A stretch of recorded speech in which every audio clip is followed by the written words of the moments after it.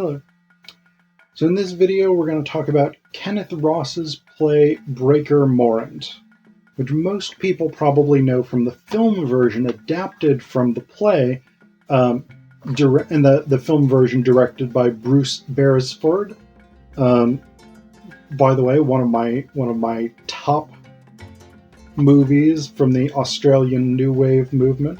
It's a top 3 of Australian New Wave if you follow Australian New Wave cinema. But Breaker Morant it's a trial play, it's a courtroom drama, and it's a history play. In many ways, I think it's very similar to Robert Bolt's play A Man for All Seasons, in that the primary concern, the primary interest of this play is what happens to justice and what happens to fairness when political expediency becomes a major factor. So the background is that during the Boer Wars, in the late 1800s, early 1900s, British and colonial forces in South Africa fought the Dutch-descended Boers. Among those groups was a man named Harry Morant, who is an Anglo-Australian. He was born in England, but he moved to Australia. A man named Peter Handcock, and a man named George Witton, both Australians. So all 3 of these men became lieutenants in an organization, or in a military unit called the Bushveld Carbineers. And basically their brief was to go behind enemy lines and fight the Boer commandos. The Boers actually invented the word commando, which we still use today for elite guerrilla fighting units. But the Boer commandos fought guerrilla-style hit-and-run tactics, living off the land, etc., etc. The Bushveld Carbineers were one of the units that the British formed to counter the Boer commandos by doing the same things. And it's worth noting that in the Boer Wars, the British committed significant numbers of crimes against humanity. What would today be considered war crimes or crimes against humanity. Executions. They were the first to use concentration camps during this period. They would round up Boer civilians and non-combatants and put them in camps to try and disrupt the Boers' supply lines, because the Boers lived off the land. They got supplies from friendly farmers and things like this. And so the British tried to eliminate that. There were also mass executions of prisoners of war and various other sort of problematic tactics.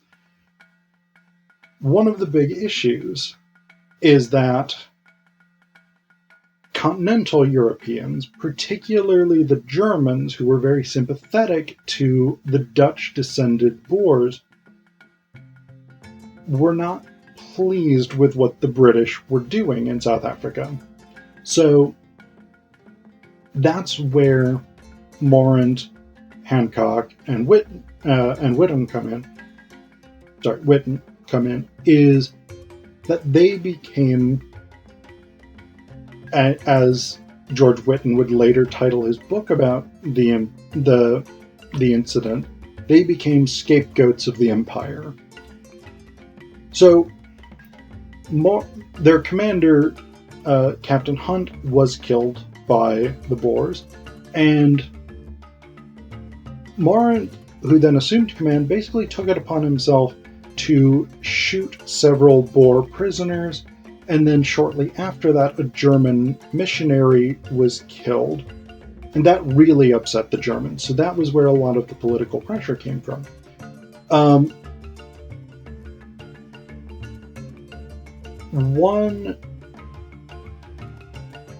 one problem. So basically, the British attempted to sweep under the rug all of their brutality, all of their crimes against humanity, all of their war crimes, etc., by pinning it on these three Australians, these three colonials, who were basically to the empire expendable.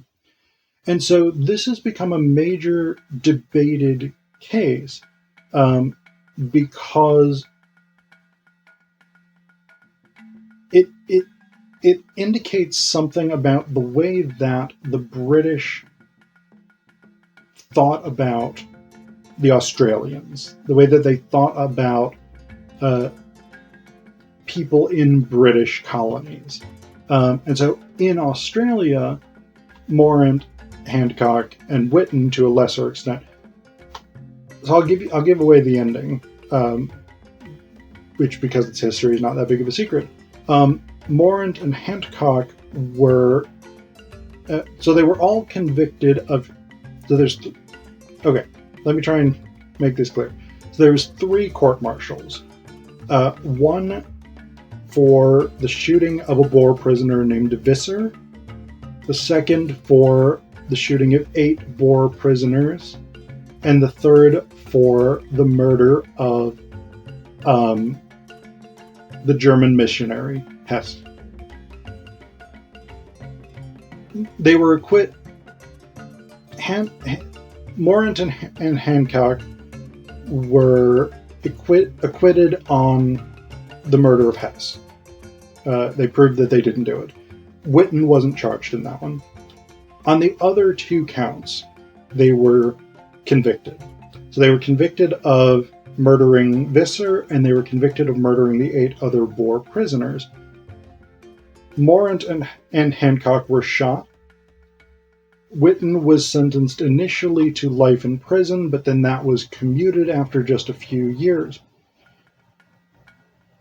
The problem is, and in a way, this is the problem of the sort of post-Nuremberg trials world, in a way, is that there was widespread execution of prisoners, especially in the Bushveld Carbineers. They were in fact given orders not to bring in any prisoners, and as is established several times over the course of the trials, Morant actually had brought in prisoners prior to this and had been reprimanded by his commander. And there is any number of indications that those were well understood standing orders across a number of British units. There is also a specific order that was issued that any Boers caught wearing British khaki uniforms were to be shot. And this was largely because, in addition to wearing captured British uniforms to stay warm, the Boers would wear British uniforms, ride up close to British garrisons or British units or whatever it was, and then open fire, basically ambushing them. So there was a general order that they were to be executed if they were caught wearing khaki, which the Boers that Morant had executed were. But what we have here is not a trial as such. Okay, so this becomes the sort of post-Nuremberg issue, is as the Nuremberg trials after World War II established, following orders is not in itself a legitimate defense for committing crimes against humanity. So the Nazis who were tried at Nuremberg offered the defense that they were simply following orders and therefore should not be held responsible for the atrocities of World War II and Holocaust. This defense was not accepted. They were still held to be responsible for the things that they had done, even if they were following orders. And so Morant and Handcock, Witton to a lesser extent, are almost certainly guilty of war crimes. They almost certainly did kill the people that they were accused of killing, except the missionary Hess. But They did that as part of a larger systematic program, and that's not, again, that's not an excuse. Post Nuremberg, we know that's not an excuse. But that larger systematic program was never held to account. The British, as such, were never held to account for their atrocities in South Africa during the Boer Wars. So we've got that paradox of they were following orders and they have to take responsibility for that, but the people who gave the orders and were also committing the same crimes are not being held responsible. So that's really, for me, the ethical crux of this. But again, this is a play fundamentally concerned with political expediency overwhelming justice. And we get that continually throughout the play. So right from the beginning, Lord Kitchener brings in Major Bolton, who's going to be the prosecutor. Lord Kitchener, by the way, was in charge of British forces in South Africa during the Boer War, one of the most important British generals of the 19th and 20th centuries. Major Bolton was the prosecuting attorney. And basically, Bolton, when he's first sort of asked to take up the job, doesn't really want to. And he says, "Well, sir, as I was fighting under the same conditions myself at one time, I might not be altogether objective."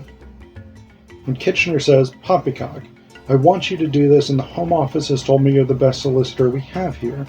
These damned colonial scoundrels showed no regard for duty, for the common decencies of war, nor for the honor of the British soldier. This was a chance to show the impartiality of British justice. I don't have to tell you that Britain is not at all popular on the continent over this damned war. Why, even the Kaiser has been speaking out in support of the Boer."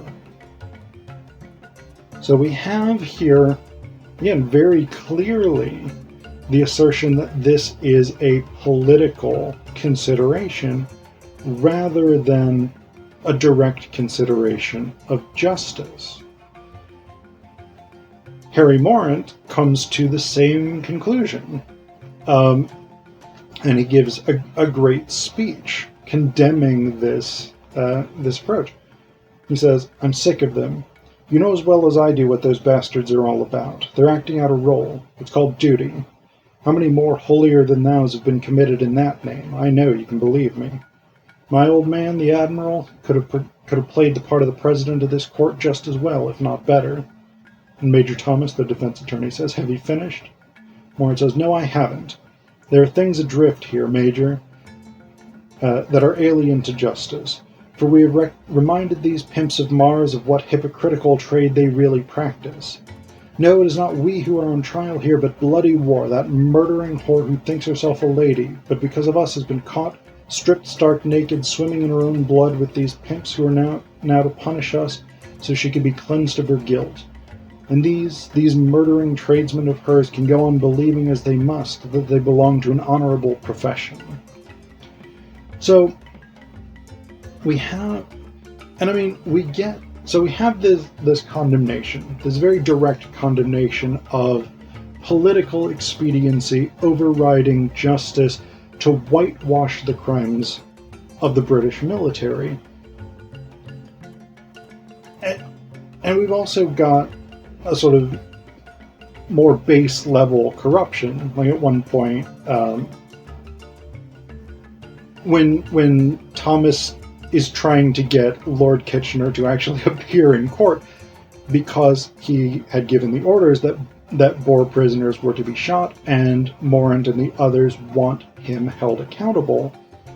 At one point, the president says, "I hope your ambitions for an army career aren't too strong." So there is this sense that if Thomas pursues this line of inquiry, if they resist the predetermined outcome of this trial, there will be repercussions for him as an army officer. But we have very clearly here a kangaroo court. And that's one of the things that's really sort of brought to light by the play and by the film version as well.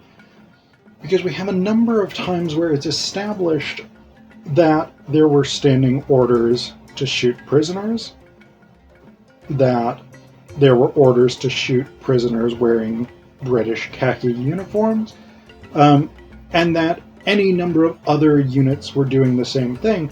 And the president of the court basically says that's not relevant evidence to this case. So again, we have this sense that Morant and his companions are destroyed to whitewash the empire, and clearly Ross is on the side of Morant and Handcock and Witton here. That's the ethical stance of the play, even as he acknowledges that they did kill these people. But one of the things that's really interesting that he says in his note here, a note from the playwright, he says, "The very passion, the sense of a man attempting to find justice in this world rests dramatically on the play taking this view. To give an audience the experience of witnessing a person attempting to overcome what he or she sees as an injustice has always been one of the great strengths of theater. To make myself clear, I'm not just referring to theaters with courtroom drama, but rather to all plays that deal with tragedy. That is, with people who are forced to act against an event which they feel degrades them, rightly or wrongly. So in this process, we witness fear, insensitivity, and ignorance thrust before us in a way that disturbs us. I hope it is understood that as a playwright, I've attempted in the end to shake eternal questions, searching for the phantom we call truth. I cannot make any apology for that, only that I might have done it better." So this idea I find really interesting, the idea that this is, in a sense, a tragedy, because it is. In that sort of great tradition of Greek tragedy, we might think of Aristotle, for instance, and the role of fate, the role of the gods in crushing humanity. Because that's, in a way, what we have here, except you replace the gods, you replace fate with the British Empire. So this play is about a trial where the outcome is predetermined. It doesn't matter what the evidence says. All that matters is achieving the political goal of making the British Empire look better to the Germans. And so Morant, Handcock, and Witton get caught up in that machinery of fate, and they become the scapegoats of the empire.